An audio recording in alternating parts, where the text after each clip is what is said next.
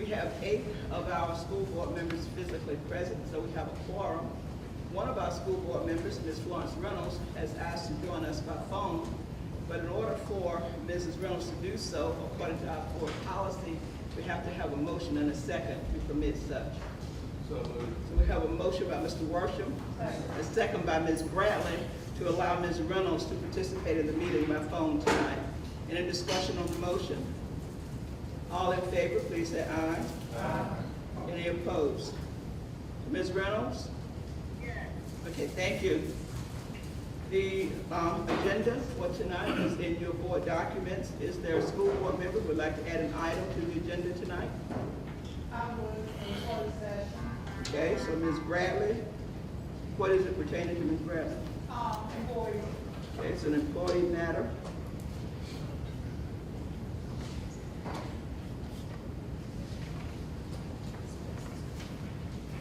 Is there another school board member who would like to add an item to the agenda? So could we have a motion to approve the agenda as amended? Have a motion by Mr. Smith. Sir.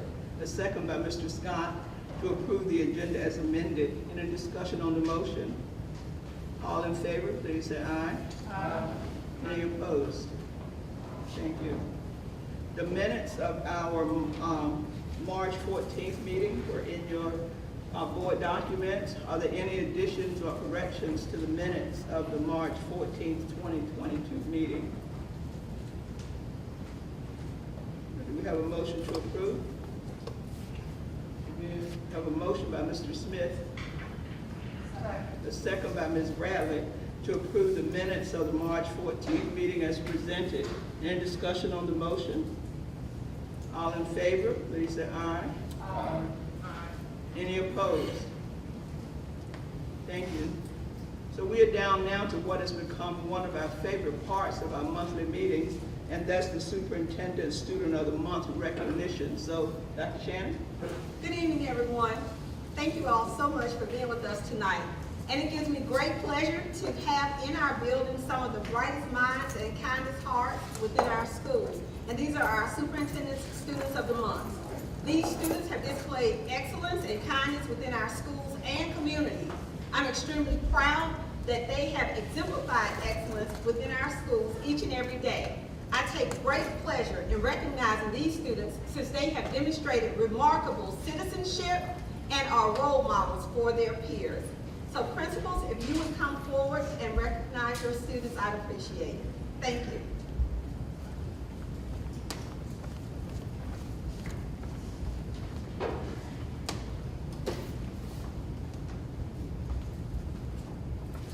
Good evening. The first student I'd like to recognize is Tristan Perkins.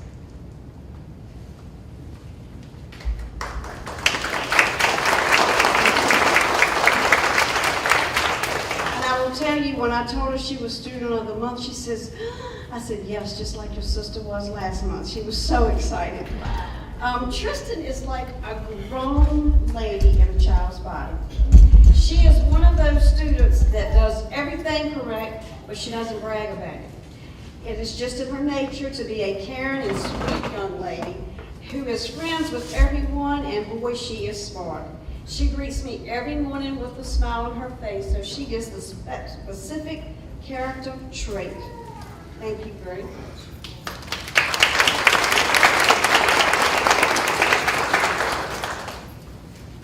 My second student is Bailey Beatty.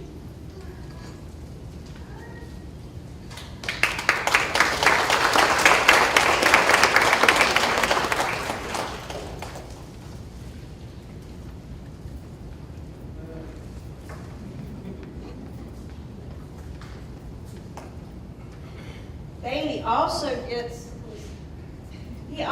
the special character trait.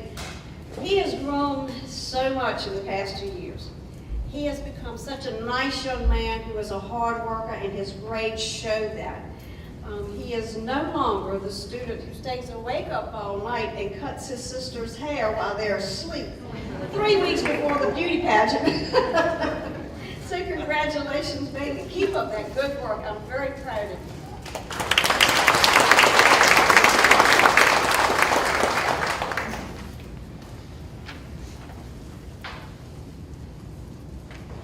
Good evening, everyone. Morning, board. I'm from Meharan, Susan Fowler. I'm pleased tonight to be able to have my assistant principal, Ms. Rose. So, Ms. Rose, you come up with me because these students were together on this, so we're excited to be able to present these together for sure.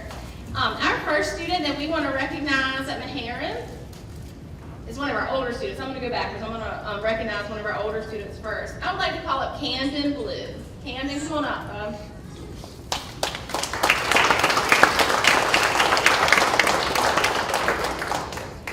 We've chosen Camden at Meharan this month. He's a third grader with us at Meharan. He attends our morning Eagle Care, and every morning when I see Camden, I come through, I'm getting going, and he's always there to say, "Good morning, Miss Fowler, how you doing?" And so polite. So our character trait that we chose Camden for was manners. So parents, if you're here, if you'll stand up, please. I know I saw a few of you. Thank you, because it goes to our young people follow their parents' example, and he is a prime example at Meharan of manners. He's so polite, he's studious, and I would just consider Camden an all-around good guy. So keep it up, Camden. Thank you. Our next student of the month is one of our pre-K students. I'm calling up Lennox Bryant. And board, I hope you don't mind. I don't want to turn my back to you, but her family is over here too, so I'm kind of going to go around. We've chosen Lennox as student of the month. I'm going to give this to Ms. Rose so she can give it to you. Lennox is in the pre-K class in Ms. Lindsay's room, and her role is to be a role model to other students. And every morning, Lennox is the person. And when I put the person, I have it all in caps because she has a friend that comes in the front door who struggles a little bit every morning with coming in and getting going. And as soon as Lennox comes around the corner, that little fella's eyes light up, and it doesn't matter if it's me or Ms. Rose or Ms. Joyner in the office, he's going to put a pause when he comes in the door. But Lennox comes around the corner and he lights up. She takes his hand and they go to breakfast together every morning. So Lennox, thank you for being a good friend to our, you know who we're talking about, our friend in your class. So thank you very much and keep it up, okay?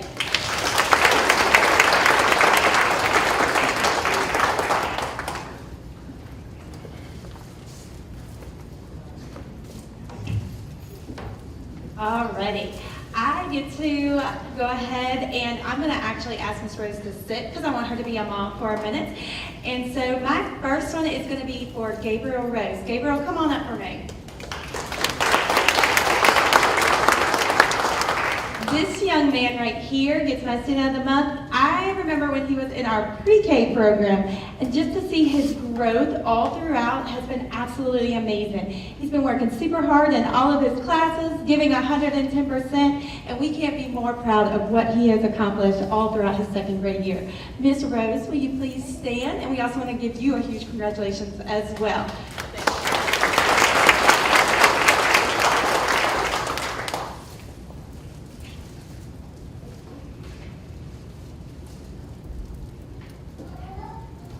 All right, my next one is Wyatt Ballard. Wyatt Ballard, come on up for me, please. Now, while Wyatt is coming on up here, he is one of the ones that is literally jumping out of the car to run into school every single morning. He is super excited about coming into Nottoway. He has this huge grin on his face every single day. And I have to tell you, he is so well-mannered, so polite, and we are just so honored to have him at Nottoway. Will Wyatt's family stand up? I know a whole bunch are here tonight, so if Wyatt's whole family will go ahead and stand up, and please give them a round of applause.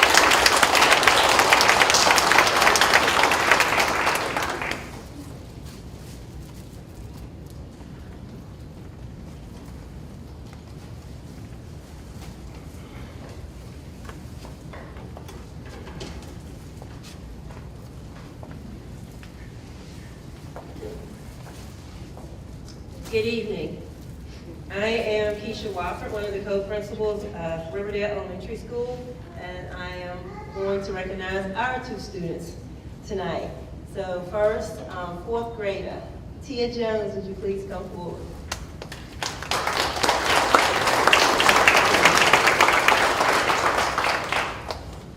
All right, Tia is a fourth grader who wants to become a YouTuber to help animals when she grows up. So that's just an example of what she is now and what she wishes to become, because she is an awesome student who helps everybody. We can see her in the hallway and she'll like, "Hi, Ms. Wofford," or "Hi, Ms. Rayleigh. Is it anything I can do for you today? Is it anything I can help you with?" And she is one of our candidates for our Beta and Junior Honor Society. So that's a surprise to her and her parents, but she is a candidate for that. And tonight we want to recognize you for being a super person, a super helper with great characteristics in school and a role model for all those who follow you. Congratulations.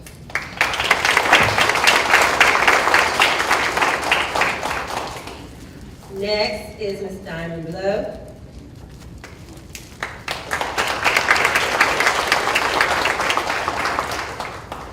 When we called Diamond to the office last week to let her know that she had that she was chosen by Ms. Rayleigh and myself to be our Superintendent Student of the Month, she was afraid. She thought she had gotten in trouble for something. And I'm like, "Oh, why are you afraid?" And as she walked out, she was like taking a deep breath, and a teacher was meeting her, and she was like, "Yeah, that's the way I act when I go to the office too." But it was for something good, and she aspires to be a detective when she grows up. So at school, she is also a very helpful student, happy, and always remembers Ms. Rayleigh and myself on every holiday, whether it's a small holiday or a big holiday. And we appreciate you for all you do and the role model you are at Riverdale Elementary School. Congratulations.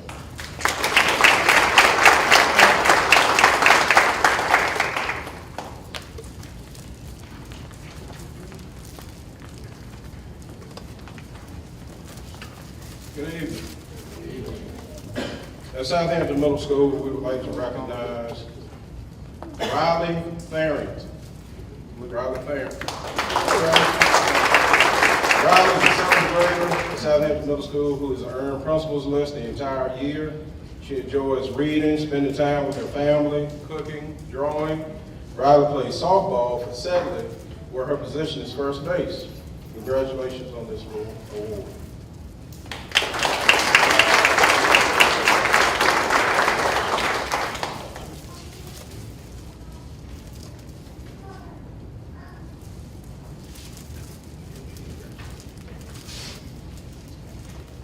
Next, we have Averick Thomas. Averick Thomas.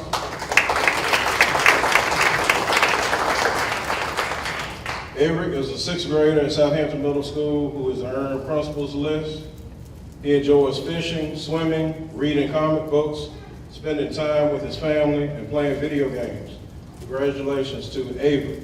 Would their parents please sing? Okay, thank you.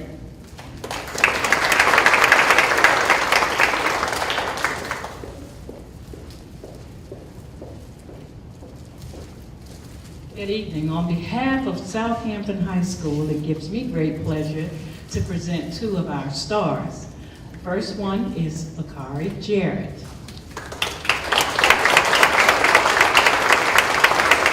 Bakari is a senior at Southampton High School. He is a jovial student with a contagious smile, as you can see. Bakari plans to enroll in Tidewater Community College and study fire science. In 2021, he was named Firefighter of the Year at Portland Volunteer Fire Department. He joined the department as a cadet in 2019 and has since then risen in rank. In fact, he is a senior firefighter. He has successfully completed many Virginia Department fire programs and classes, and in December 2020, he became a state certified firefighter with Cortland Volunteer Fire Department. He was the number 3 call runner in 2021. Of course, you can see that he spends tons of hours at the fire department. But in addition to that, he works 2 jobs. According to Facebook, Bakari is devoted to Cortland Volunteer Fire Department and serving the citizens of Southampton County. Now, until his aspirations of becoming a career firefighter comes to fruition, he plans to continue to work a full-time job and one part-time job.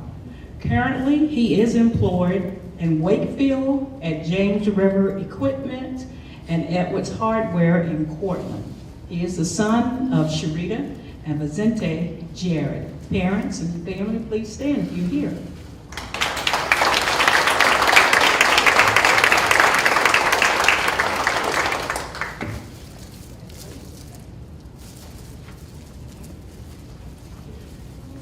Our next star is Asa Fleetwood.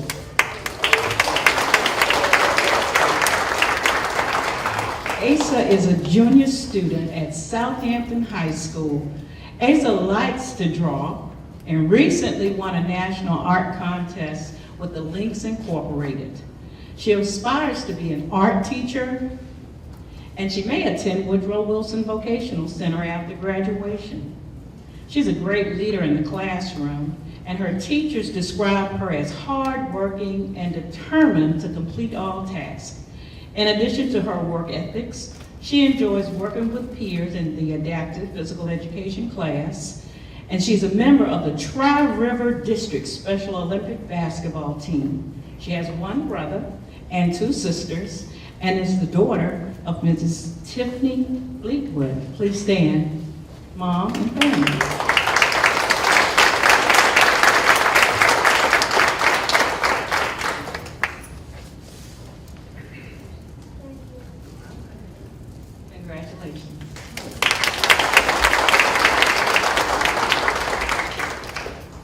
I certainly want to congratulate all the students that we recognized tonight, and I want to thank all the parents and all the teachers for all of your hard work. We enjoy recognizing and celebrating excellence here in Southampton County Public Schools. Of course, you're welcome to stay for the remainder of the meeting, but if you are ready to go, we're going to take a short break, about 1 or 2 minutes, to give these students a few minutes to leave, if you would like to.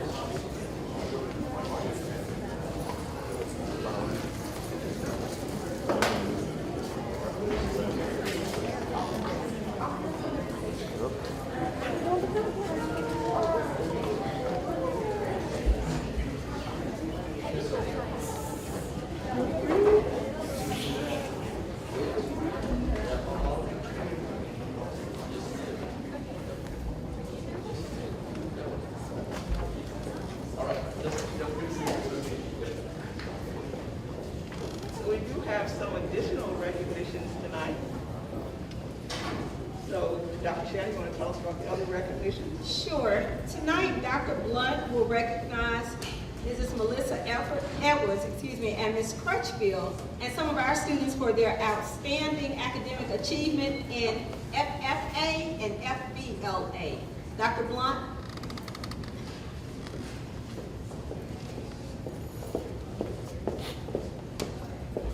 Good evening again, Dr. Goodwin, Mr. Pope, members of the board, Dr. Shannon. We're just excited to share the good things that are happening at Southampton High School.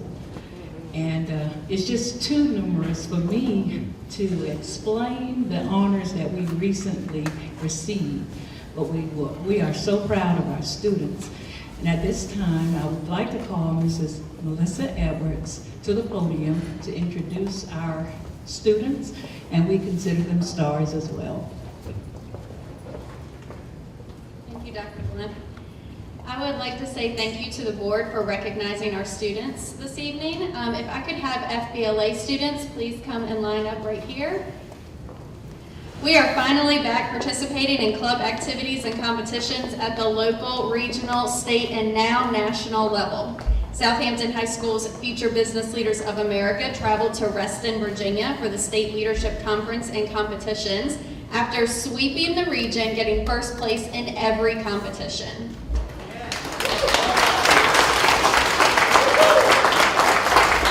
We went to the state conference to compete, but also for guest speakers. They had a lot of leadership workshops, scavenger hunts, things that our group of kids really jumped into every opportunity that was offered, and they stayed busy the whole time.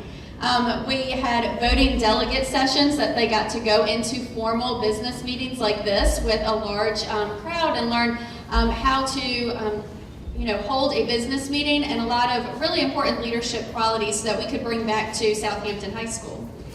There was over 1,200 regional winners that they competed against.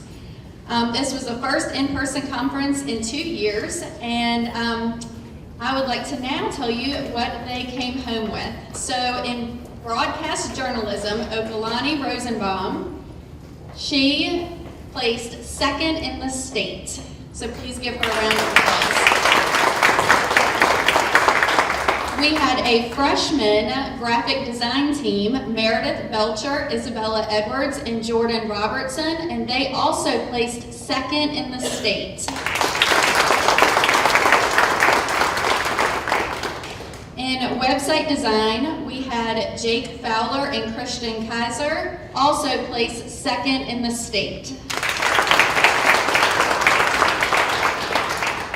And then in publication design, we had a team of freshmen as well, Carly Babb, Natasha Melby, and Caroline Nelson, placed fourth in the state.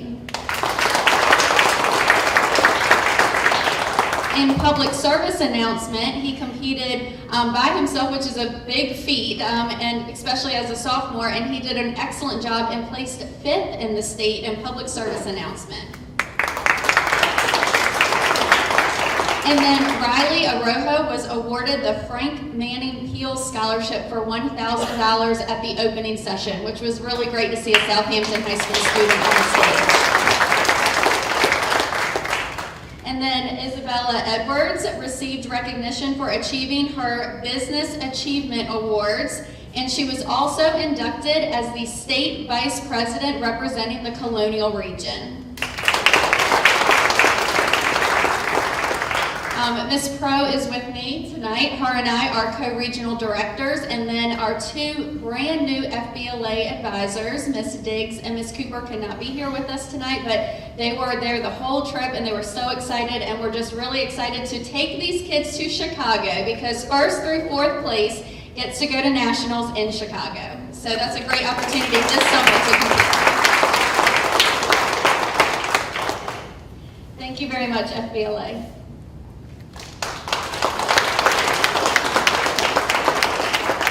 I would like to invite Mr. Brock and Ms. Crutchfield up,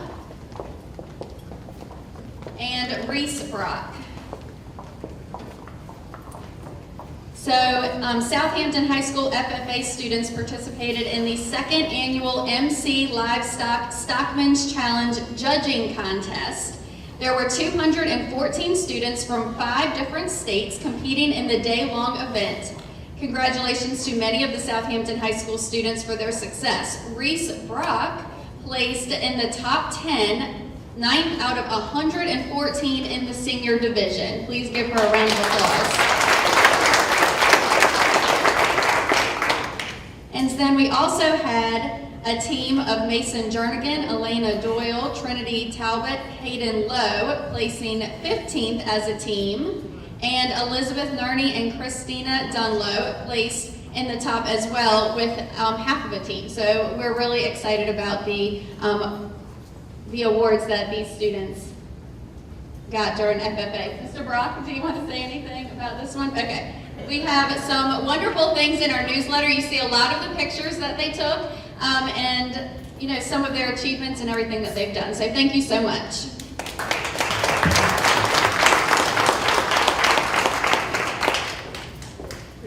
congratulations to all the students on behalf of the entire Southampton County School Board, and thank you for all of your hard work. We are now down to matters from previous meetings. So the first item under matters from previous meetings is an update from the Budget Committee. And Mr. Pope, who is our, of course, you're welcome to stay for the rest of the meeting, but if you'd like to leave, we can give you a couple of minutes if you want to leave at this point, parents and students, before we move on with the agenda.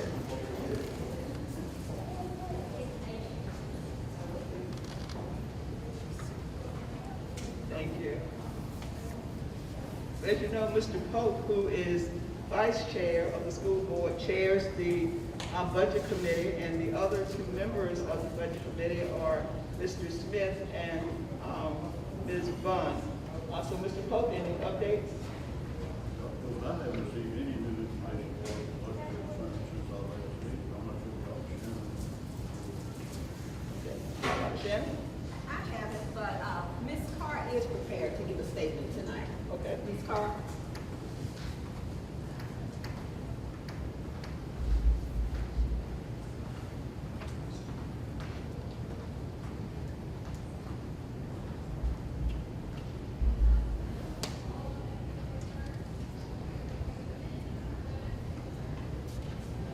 Good evening.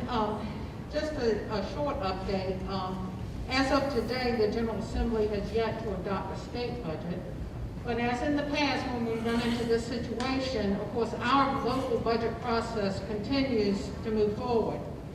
Mr. Johnson, the county administrator, presented an initial draft budget to the Board of Supervisors on April the 6th, last Wednesday. His recommended initial draft budget includes an increase of $250,339 for the school system, which is a 2% increase over current local funding.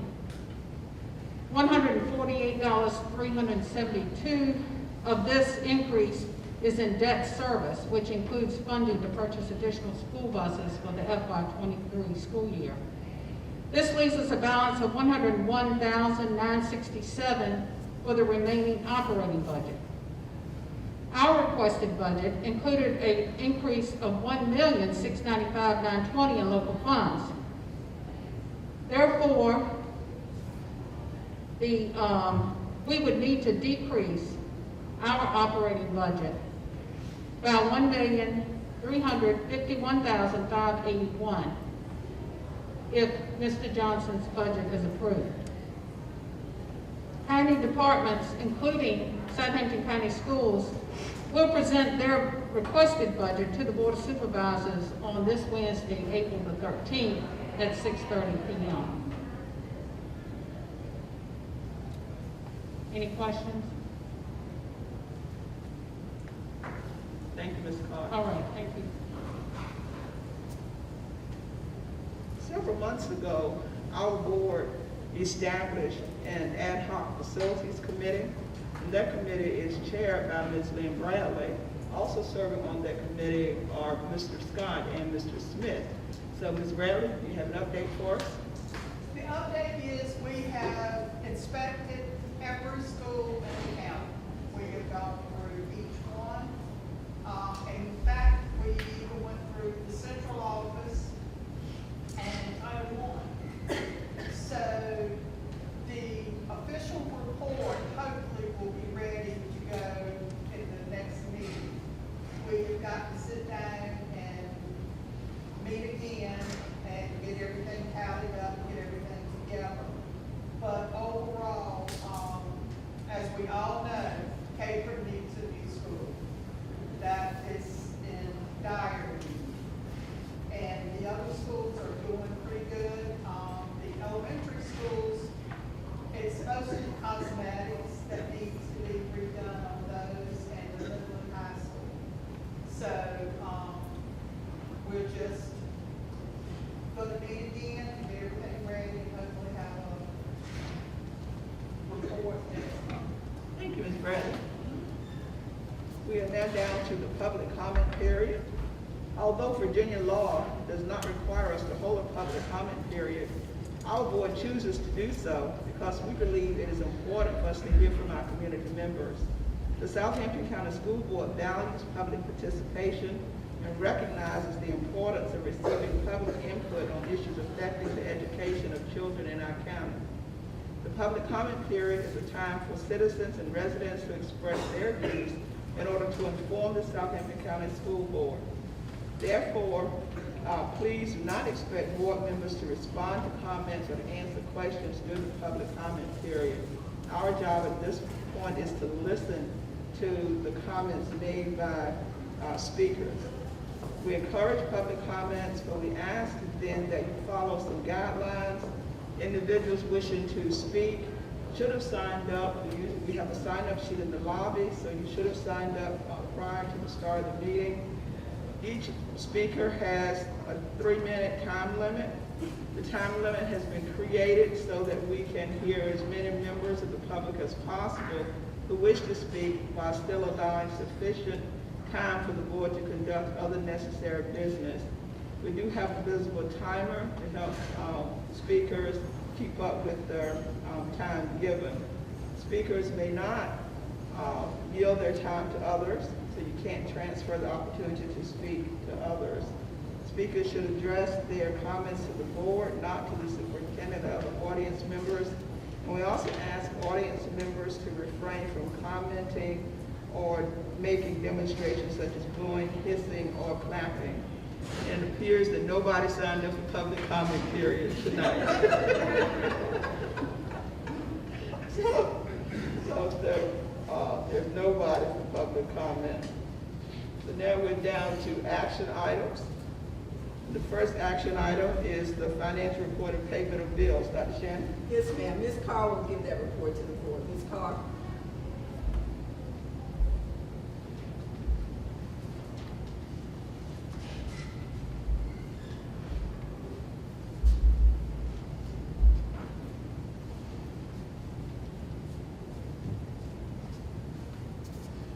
Good evening again. I would like to bring your attention to the preliminary expenditure report for the month of March. As of March 31st, the revised budget remains at $34,028,094.71. The actual expenditures through March 31st total $20,959,654.08.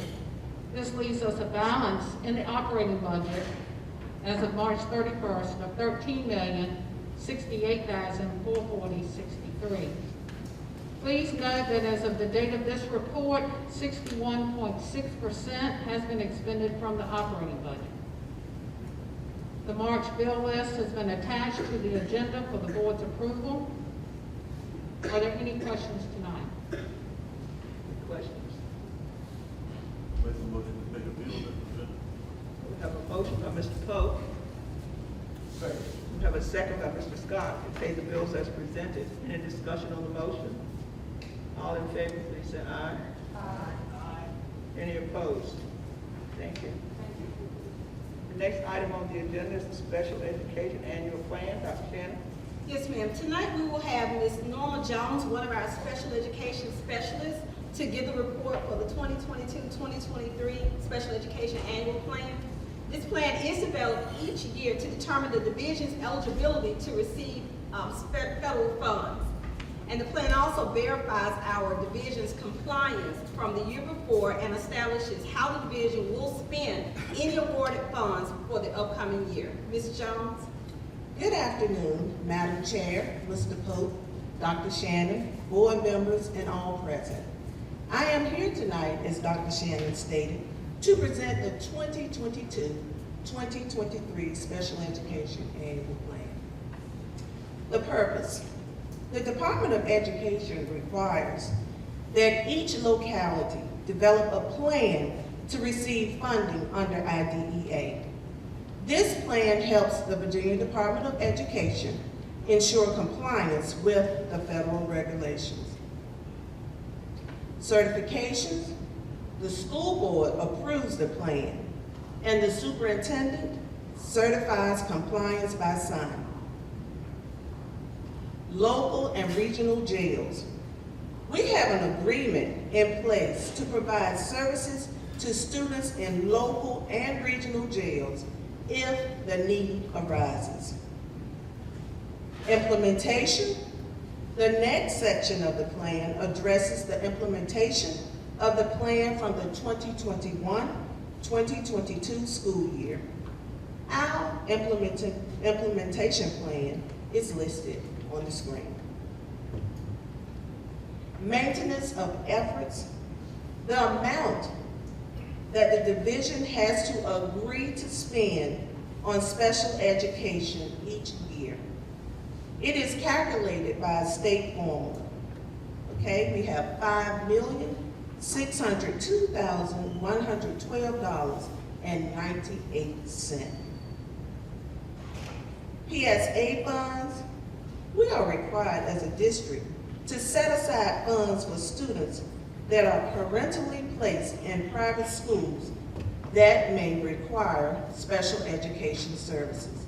Again, this amount is calculated by a state formula.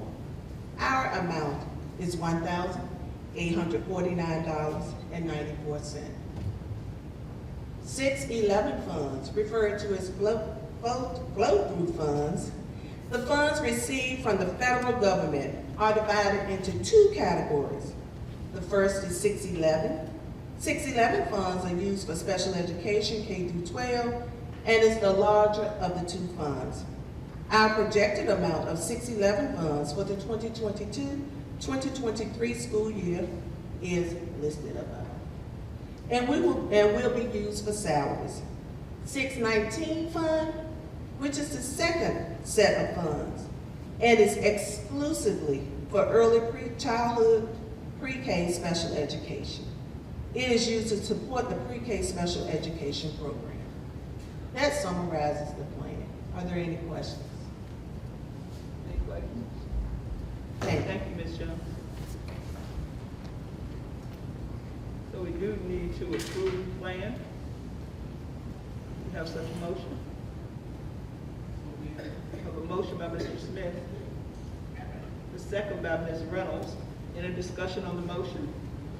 All in favor, please say aye. Aye. Any opposed? Thank you. You have in your school board documents the Southampton High School Program of Studies. You received this last month and it's in your packet this month as a second read, so we do need to take action tonight. That plan is a document that parents and students and community members can use to look at graduation requirements, courses offered by the high school. So it's an informative document. Dr. Shannon, any additional comments about that? Just that it was created as a collaborative effort with our counselors, principals, curriculum specialists, and curriculum director at the division office level. And they've worked on this for a couple of years now. And so we're just really proud of it and glad to be able to share it with our families and the community. So we do need a motion to approve the plan, to approve the document. I'll make a motion. We have a motion by Ms. Bradley, a second by Mr. Worsham. Any discussion on the motion?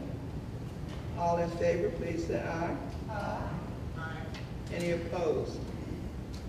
Another document that is in your packet for a second read is the policy concerning design, build, construction management. It was in your packets last month and it's here tonight as an action item, as a second read. Any questions? Do we have a motion to approve? We have a motion by Ms. Bunn.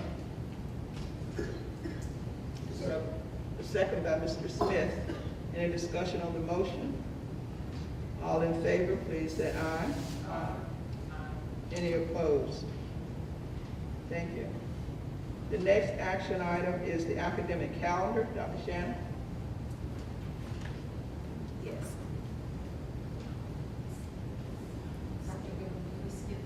Oh, I'm sorry. The statement of determination for use of design build process. Dr. Shannon, you want to comment on that? I would. Okay.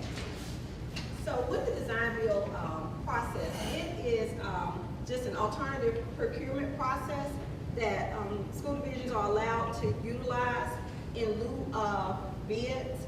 And in order for us to utilize the design build process, we have to make a statement of determination in order to use it. So this is our official statement of determination. And basically, we've determined that due to the unique and proprietary design elements of the field lighting systems, we believe it to be both practical and fiscally advantageous for Southampton County Public School Division to engage in the design build process and forego separate construction and design contracts. So we just have to have that statement on record. Okay, so we approved the policy, and now we're being asked to approve the use of the policy for a specific project. So moved. We have a motion by Ms. Bond, a second by Mr. Smith. Any discussion on the motion? All in favor, please say aye. Aye. Any opposed? So now we're talking about the academic calendar. So Dr. Shannon? Yes, our academic calendar is very similar to the calendars that we've had in the past. We do have 182 instructional days. However, this upcoming year, I'm recommending that 4 of those days be set aside as virtual instructional days. And the calendar also represents 194 teacher days. And we know that the 12-month contract is a separate document. This is the academic calendar that's used by teachers and other 200-day employees. So any questions, comments, a motion to approve? We have a motion by Mr. Scott, a second by Mr. Smith. Any discussion on the motion? All in favor, please say aye. Any opposed? Thank you. We have several use of facilities requests, Dr. Shannon.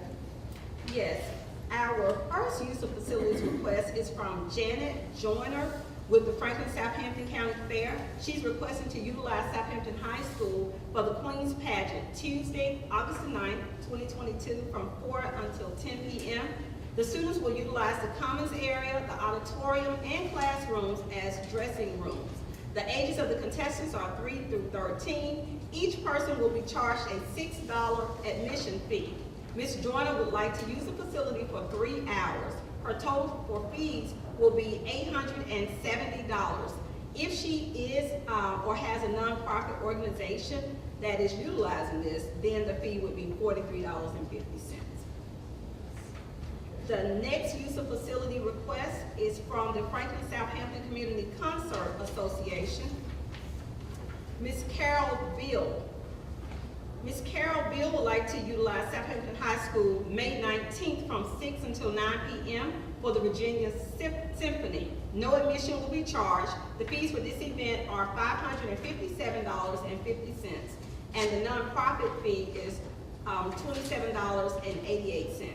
And she has presented her insurance. The other person did as well. Use of facilities for the Speak Life group. This is Mr. Kashif Carter with the Speak Life group. He wants to utilize Southampton High School for the beauty pageant, which is also going to be known as the Diversity Pageant, on September the 17th from 2 until 9 p.m. His group wants to use the commons and the auditorium. No admission will be charged, and the total for this event is $1,015, or $50.75 is the nonprofit fee. Insurance has been presented, and Mr. Carter is requesting that we waive fees. Mr. Carter is also requesting that the Speak Life group and the Portland Hornets utilize Southampton High School outdoor spaces for Little League football and cheer practice from July 1st through October the 1st of 2022, from 5 until 7 p.m. on Tuesdays, Wednesdays, and Thursdays. No games will be held on our fields. The total for these practices are $7,800, or $390 is the nonprofit rate. Insurance has been presented, and Mr. Carter is requesting a fee waiver. Do we need a separate motion for each one, or can I just make a motion to approve all of the use of facilities? We're going to approve all use of facilities, then we'll talk about the fee waivers separate. So do we have a motion to approve the use of facilities request? So We We have a motion by Ms. Bunn, a second by Mr. Scott, to approve the building facilities request. Any discussion on the motion? All in favor? Please say aye. Aye. Any opposed? For the fee waiver, several years ago, probably 2 years ago, our board decided that nonprofit organizations could use the facilities for 5% of the calculated cost. We realized that the county has limited spaces for recreation, and at that time, we thought that 5% of the cost was a reasonable amount. And to my knowledge, we have not granted any waivers of that 5% to date. So we need to discuss your thinking about waiving the fee for the Mr. Carter. What you're thinking about waiving the fees for a specific group.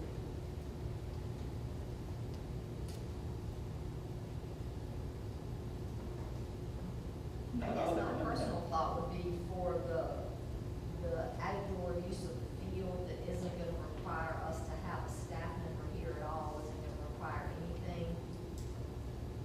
I would be okay with waiving that fee altogether because it's for an athletic. It's something for our children that they don't have anywhere else in the county to go do that. You know, the pageant, we are going to have a staff member here that's going to be here to open as a janitor. I can see maintaining 5% for that, but for the use of the field, that again, isn't going to require us to do anything. It's an outdoor space. I would be okay with waiving that one altogether. And of course, you know, I'm on the opposite end. I think 5% is a reasonable amount. And I think that if we waive the fee for one, we have to waive the fee for anybody who wants to use an outside facility. And we haven't done that in the past. So to say that one person can use the space for free and another person has been paying the fees all this time, I think we need to look at our board policy. If we want to change our policy, we can certainly do that, but it needs to be a policy change and not just, you know, because what's our reason for making an exception for him? He doesn't give us a reason. He just says waive fees, but he doesn't say why. I'm sorry, Mr. Worthman, I think you're about to say something. I'm just thinking of this. Were two questions, and probably one of them deals with the use of the football field from August until October. Is that going to interfere with our practices out there with our ball teams? Game field? This isn't the game field. No, they said they weren't going to play on the game field. Yeah, I know this is the- they practice off the game We field. do have off-season workouts during that time. We usually use the main field back by the woods. We don't use all of those fields. We don't use the one over here by the parking lot. So I think it could work together. I mean, like I said, because we're only in one area down here, down the hill. You're out there, you should know. So Yes, sir. the other question I had, nonprofits.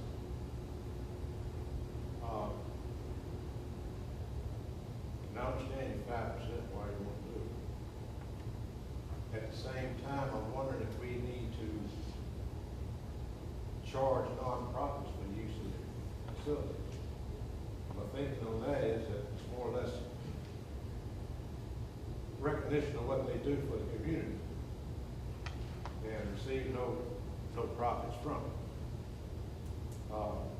I'd hate to see a group come in here that's turns everything they earn, all their services back to the community if we charge them for it. That's the whole thing. But if we charge about $50, if you think that's an unfair amount? Probably depends on the nonprofit. Because most of the time, you know, the people end up paying under $100. Because even though we say we don't have to have a staff member present, in the past, the reason we went to the 5% was that we did find that we did sometimes have to have people present so that there was not misuse of the facility because, you know, we sometimes you do have to have a person. Do those groups utilize facilities where we're required to have a staff member here, do they pay the staff member themselves, or are we responsible for it? They just pay the 5% of the total cost. They pay it to us, we pay the people that are here? Yes, they just pay the 5%. They don't get into who pays what. And attached is the guideline for how fees are calculated. I saw that, in here. It is attached. So we just, I guess we up to 4 hours for the high school is $400. If you need an administrator, I guess that's $25 an hour. If you need a custodian, so we do charge. Yes, I was wrong. And then we pay we absorb 95% of the cost, and then the organization pays 5%. So for the most part, like I said, people end up paying. So for example, for the Franklin Southampton County, for the Queen's pageant, then the cost is like $43 for them to use the facility. And I think that the difference in the two in my mind is if it's for a one-day event, then you end up with it being $40-some or something like that. When you start talking about an athletic team that's gonna need it for practice purposes, they're gonna have repetitive dates, so it's more dates built into there. So then you end up with the several $100s of fees. So then, I guess in my mind, you end up turning around, what happens to that is that cost is then passed on to the kids, because they're gonna say, you got people out there volunteering their time to coach them. But now we gotta come up with a way that we're gonna collect money to pay the fees, so they're already doing fundraisers, so that the kids don't have to pay that much for the uniforms, because they're trying to get them to be able to play. And now we're just gonna fundraise a little bit more, but now we gotta take these fees. So to me, if we're doing it for the kids, I can see if it's for athletic events, and they're fundraising, and people are donating their time anyway, I'm okay with waiting. And speaking from past experiences, Cover 3 was approved the use of facilities in 2015 and 16 during the time we had our youth football league. I will say it was awesome of you all to approve us using the fields for no cost, because that definitely helps offset some of the costs that we had incurred during the year. So just speaking from experience, it was wonderful to hear that you all were thoughtful enough to approve that for us to not be able to pay to use the facility outside and requiring the staff members. So that was a great help to us. I'm sure if we do it for these other organizations, it will be a great help for everybody. I guess some of my thinking too is, how many of these usage of facilities would encompass our students? I know the football. I'm sure most of them, they're either be from Southampton or Franklin, or they're gonna be in areas. I guess I'm thinking out loud, do we want to charge an organization a fee when our students are included in that? I do. Because I think that it's the responsibility of the county to offer recreational facilities for residents of the county. It's not the responsibility of the school board. So the schools provide extracurricular activities for students, but so I see a distinction in terms of who should bear the cost for providing recreational facilities. But I will agree with the majority, whatever the board decides. So we just need a motion.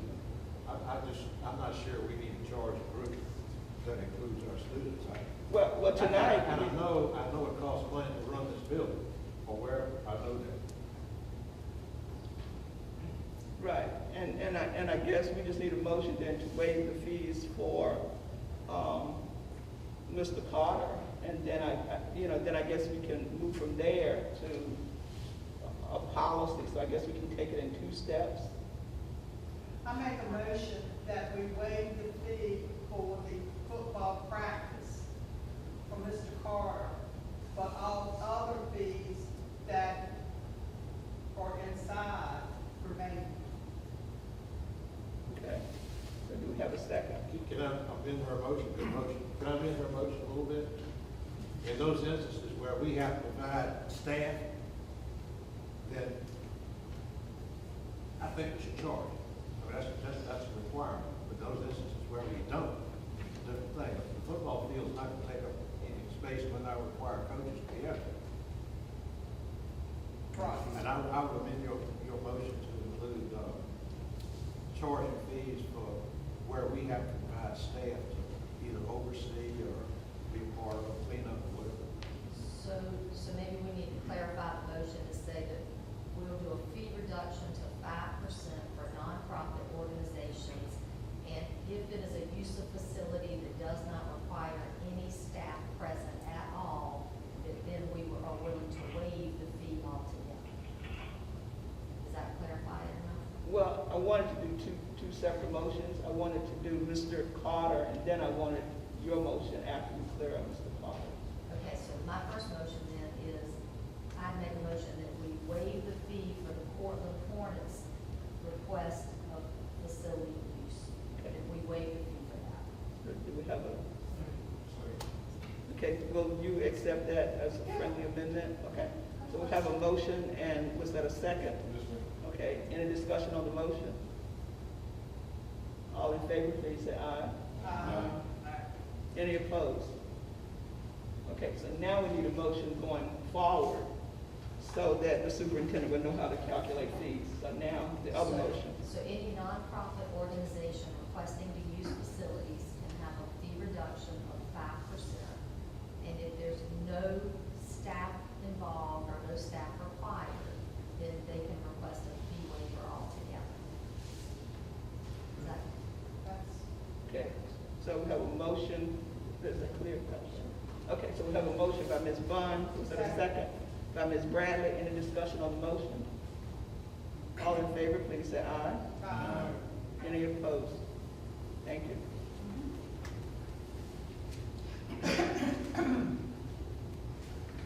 The next item on the agenda is the athletic schedules. Dr. Shannon. Just included in your packet is the schedule for our athletic events. So, of course, children would love to, see some of us out there as they're participating. And we just would like approval, although some of these events have already occurred. Okay, so do we have a motion to approve the athletic schedules? I'll make a motion. I have a motion by Ms. Bradley. Second. A second by Mr. Scott. Any discussion on the motion? All in favor, please say aye. Aye. Any opposed? Thank you. We're down to informational items. The first informational item is Instructor Report. Dr. Shannon. Yes, ma'am. Ms. Gillette is coming forward to provide an instructional report.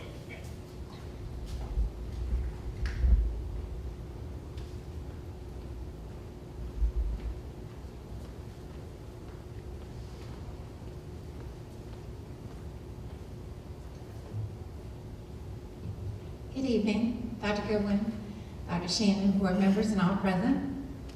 I'm happy to be here with you tonight. I do have the April instructional report for you. We'll be discussing alternate assessments, standards of learning testing dates, and kindergarten registration. We have discussed in the past quite a few times about alternate assessments. In 2014, the General Assembly changed the Code of Virginia so that third grade science and social studies would not be tested for SWL, fifth grade writing, United States 1 and United States 2 history, which is 6th and 7th grade, they would not have a test. Instead, they would show other assessments to show that instruction and mastery had occurred. So these would be more of a hands-on, more than just multiple choice. Students would have incorporating more of the 5 C's as we've discussed. And this would happen with those particular areas. So we've been working on that this year. We have created, and we're in the process of finishing up the Balanced Assessment Plan, which is called the BAP. It's consisted of the instructional team, or the curriculum team, and all the alternative assessment teachers that teach those grades that we just talked about. All of these teachers participated in Zoom on February 7th. It's all organized in a Google folder, so everyone has access. Principals were also invited. We're moving forward to add performance assessments to the balanced assessment plan. So we were already moving forward with this, and then we received an email from the VDOE on April 1st, and they're asking for different divisions and the regions to turn in their balanced assessment plans, and Southampton County was chosen to do grade 3 history. So our finalization of our balanced assessment plan we turned in April 22nd, and then they have a fillable form for us to fill out. That is due May 6th, and then May 25th we'll put any supporting documentation or anything that they ask us to do. This is something they're asking from all divisions, and I believe they're trying to put together different ideas and lessons to share with other divisions so that everyone will have an idea of different things that they can do in these alternative assessments. For the SOL testing dates, I have highlighted elementary in a pink, and the middle school in purple, and then the high school in yellow.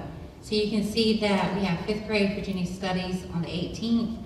On the 24th, we have 5th grade reading, the 25th, 4th grade reading, and the 26th, 3rd grade reading. Then we move on to all the math for the elementary. We have 5th grade on the 1st, 4th grade on the 2nd, and then 3rd grade on the 3rd. Then we finish out the elementary SOL testing with June 9th for 5th grade science. Now this, of course, does not include any makeup dates or any expedited retakes. So if they score between 375 and 399, they'll be able to retake the assessment. And what we do is we're able to see areas that they struggled on that SOL test, and we're able to remediate them in specific areas. And then we look at the middle school. You can see on the 24th, we have civics. On the 26th, we have physical science. Then on June 1st, we have all of the reading. Followed that June 3rd, we have the Algebra 1. And then finally, our high school will take all of their science, which will be, we don't have anybody for chemistry this semester, but we do have biology and earth science. That will be on June 1st. June 2nd, we'll have World History 1 and U.S. History. Then we'll have the math on June 3rd, and then finish up on the 8th of June with English 11 and World History 1. And then finally we have kindergarten registration. And I know I always like to put class up, but when I put class of 2035, I thought, oh my gosh, how old am I going to be? I'm going to be old. But it is at all elementary schools. The date that has been agreed upon by the elementary principals is Wednesday, May 4th from 4 to 6. And we have a flyer that you'll see here that will be going out to all parents. We're going to put it on the websites for each school, on the division website. We're going to send home paper copies to parents as well, and then have these as well. We're going to ask the health department and other areas if we can have these flyers out for students. And that is an instructional report. Do we have any questions this evening? Any questions?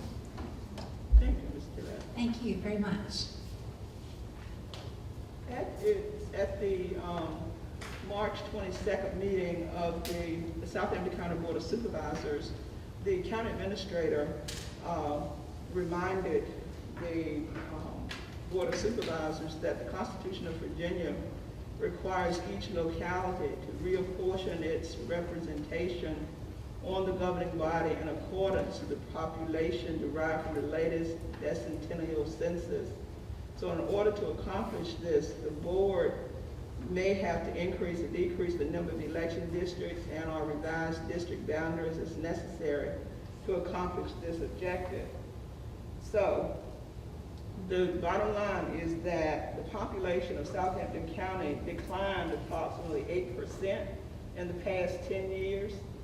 We know that probably 4 or 5% of that decrease comes from the way that the prison population is counted, because now incarcerated people are counted in the census of the locality where they lived before their incarceration, which means then that for the most part, people who are incarcerated in Capron are no longer included in our census. So that accounted for some of the decline in the population. Now, because of this decline in population, the Board of Supervisors does have to submit a redistricting plan. And at its March 22nd meeting, the Board of Supervisors did approve a redistricting plan to send to the Attorney General. So I know you know all of that, but the point I'm getting to is that in that recommended plan, the number of districts would decrease from 7 to 5. So our board has to think about the implications of redistricting on the composition of the school board. Because in the plan that's being sent to the Attorney General, instead of having 7 districts, the county would have 5 districts. The Board of Supervisors would still have 7 members, but they would have 1 member representing each of the 5 districts plus 2 at large, so they would still have 7 members. Well, our board currently has 1 person on each of the 7 districts plus 2 at large. So we have to think about and recommend and get our lawyers or get an attorney involved in how that impacts or what impact that should have on the composition of the school board. So any thoughts about how we should proceed? Should we engage our attorney now? Should we wait until the county gives final approval for the plan? How do you want to proceed? What's your thinking? Is there a deadline as to when we have to have it done? No, there's no deadline. We're just sort of thinking ahead because the county is recommending this. So if this is the county's redistricting plan, then thinking long range, then that should have some impact on the composition of the board. And I think we need to start thinking about what our recommendation to the citizens of the county would be concerning the composition of the school board and the legal ramifications of how do you go about changing the composition of the school board.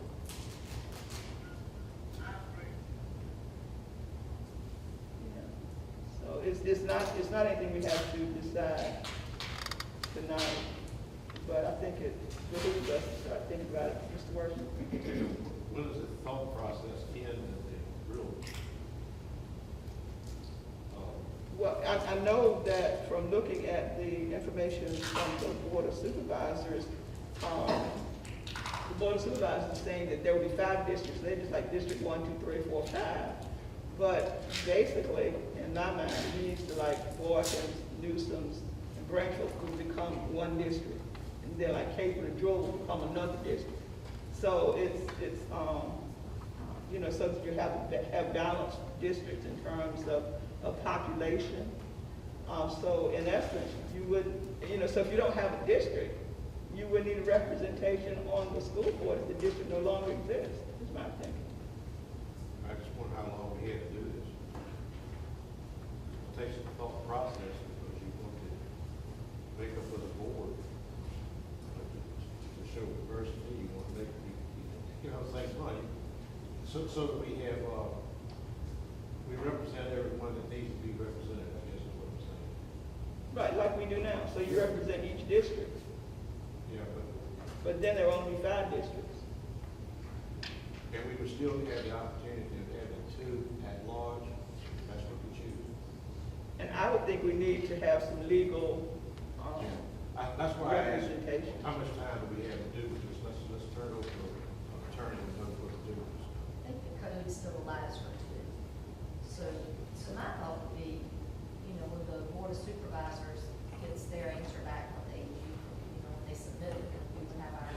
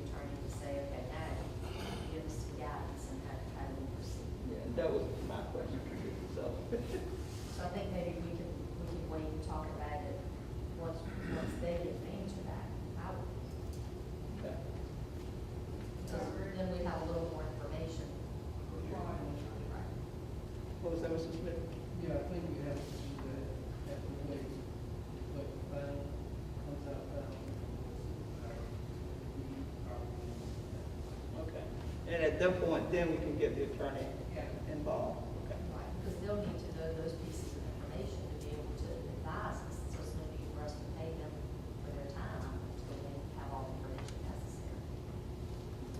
Dr. Shannon, any comment? Okay. So we're down now to item C, which is the maintenance, operation, and transportation report. Dr. Shannon? Yes, ma'am. Mr. Melby is on his way up here to talk with you all about maintenance, operations, and transportation, and give an update on our electric school bus, as well as some of the maintenance projects that have occurred in the school district. Good evening, Dr. Goodwin, School Board. Thank you for letting me be here tonight. So we'll go right into it real quick. So maintenance, last month, went through, was a little more detailed this month for you of showing the different issues that we've had. So at Capron, we had a PTAC unit that we went through and had to get, we had a part that needed to be replaced. We got that taken care of. At the middle school, one morning, it was really, really cold in the building. We had a circulator pump that went out. We got that fuse replaced and we were back in business there. Here at the high school, we had a wall where we could not get electricity to go through. Ms. Matthews could not use her smart board. Turner Electric came in and took care of that. Art room here at the high school, couldn't keep a temperature, couldn't figure it out. Got an HVAC company in, he found a plug of sediment, and they are going to have to come back. We've got progress with it where it's gotten a little bit warmer in there, but it's not where we want to be. We can't control the way we want to, so he's got to come back when there's no students, drain everything out in those lines and address that. At the middle school, we had a wiring system that had shorted out and caused that unit to go down. We fixed that. We had a classroom window at the middle school that got broken. That was taken care of and replaced. The traffic signs. We replaced the batteries in those, and we got those working, and now we got 2 more I can put on here now that wiring on older ones has gone out, and we've got Turner Electric will be out to take care of those. One at Capron on the westbound south side, and then here at the high school on 35, just over the overpass going towards Newsome's. Meharon had a water handle break off of one of their sinks. They had a little water park for a while, but we got them straight and they were taken care of. At the high school here, we had some leaking toilets that we took care of. And then at the middle school, finally another cool morning, and we found that boilers had kicked off early that morning, and so we got those back online and we were all good there. All right. Dr. Shannon foreshadowed the electric school bus program. After an extensive amount of work with lawyers going through contracts for both the Department of Environmental Quality and the Dominion Energy contract, everything has been straightened out. Everything has been agreed upon by all parties, and so we are moving forward with that project. On the picture there, the yellow portion is where Dominion is going to install 8 charging stations for us. So again, through their grant program, this is completely no cost to the division.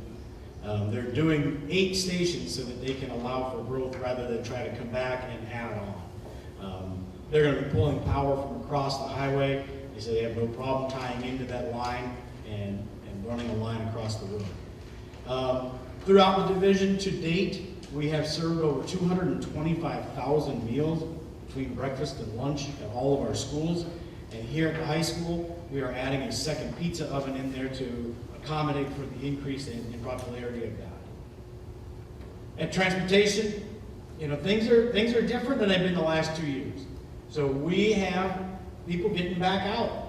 We're going on field trips, we're doing athletic trips, we're doing things outside of the schools, and the principals and the transportation department have been working hand in hand to make sure everybody gets where they need to go.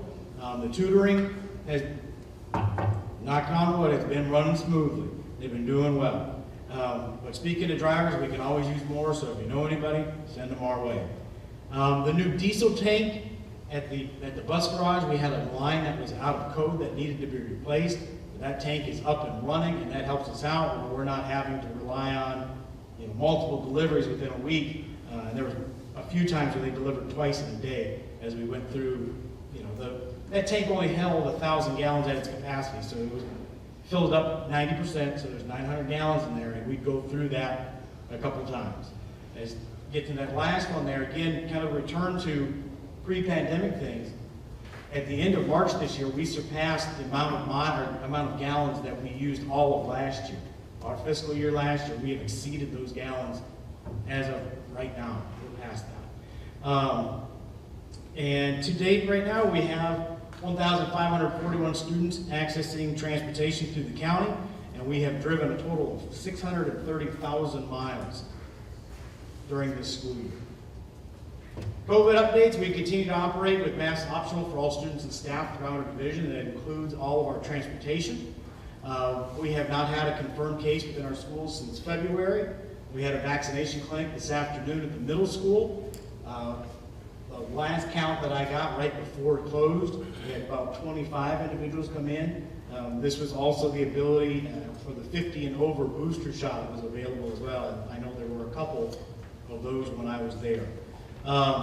Pool testing, the state contacted us and we accommodated that they would like to do pool testing on the Friday before we return from spring break. This will give parents that peace of mind before their students return back.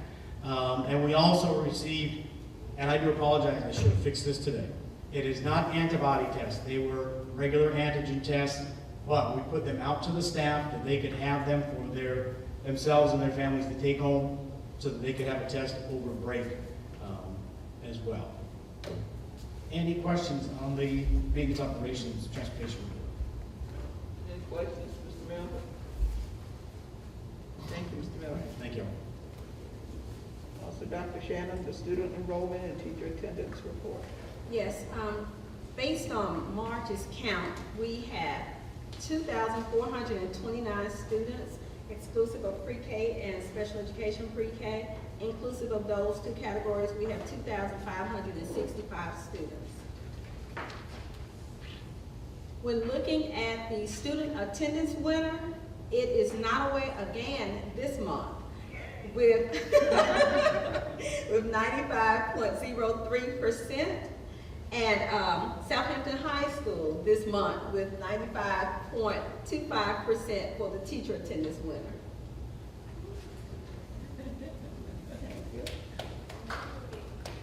We have not updated our school board picture for a number of years.